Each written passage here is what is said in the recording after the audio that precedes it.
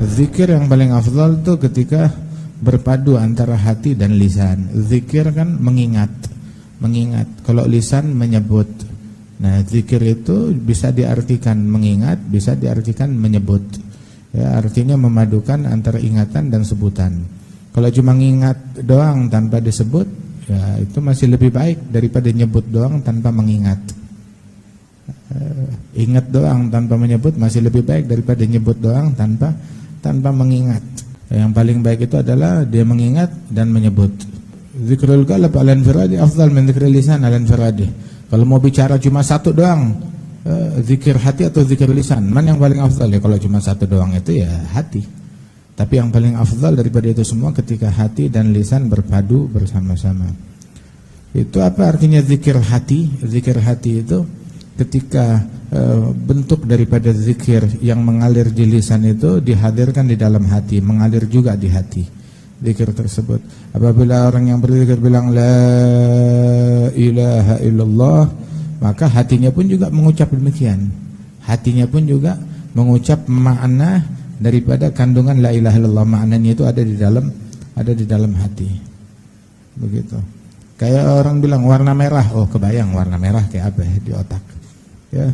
Oh sate, oh kebayang sate kayak bagaimana. Oh gulai, kebayang gulai kayak bagaimana. Ya, begitu juga ketika dia zikir, kebayang itu zikir tuh makna yang kandungan di dalamnya itu apa makna la ilaha illallah. Terkandung. Ketika lisan berucap la ilaha illallah itu maknanya itu mengalir di dalam hati. Allah Maha Esa. Enggak ada Tuhan yang disembah, yang dimaksud, yang dituju melainkan Allah Ta'ala.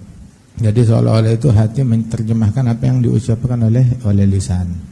Tapi derajat yang lebih tinggi lagi itu dia selalu hatinya berzikir.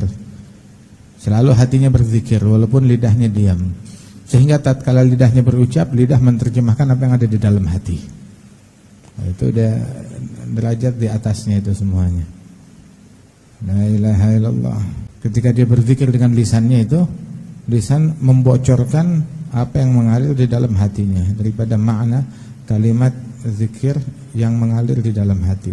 Oh, zikir dengan lisan doang manfaatnya ada, ya tapi ya sedikit manfaatnya dibandingkan kalau dia iringi dengan hati. Begitu.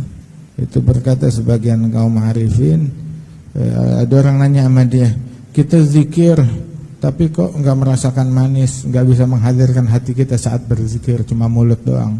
Maka dibilang sama gurunya, ihmadullah, syukur sama Allah yang udah menghiasi salah satu anggota tubuhmu dengan zikir, menghiasi lidah dengan berzikir. Syukur. Kalau syukur nanti dikasih nikmat, disempurnakan nikmat oleh Allah Subhanahu wa taala. Wah, kunci daripada kehadiran hati ya mesti dipaksain dulu. Awalnya dipaksakan, sampai lama-lama jadi kebiasaan. Awalnya dipaksain, tiap kali itu hati mental, ya ditarik lagi, hatinya ngilang lagi, dihadirkan lagi bersama ucapan zikir yang dia baca.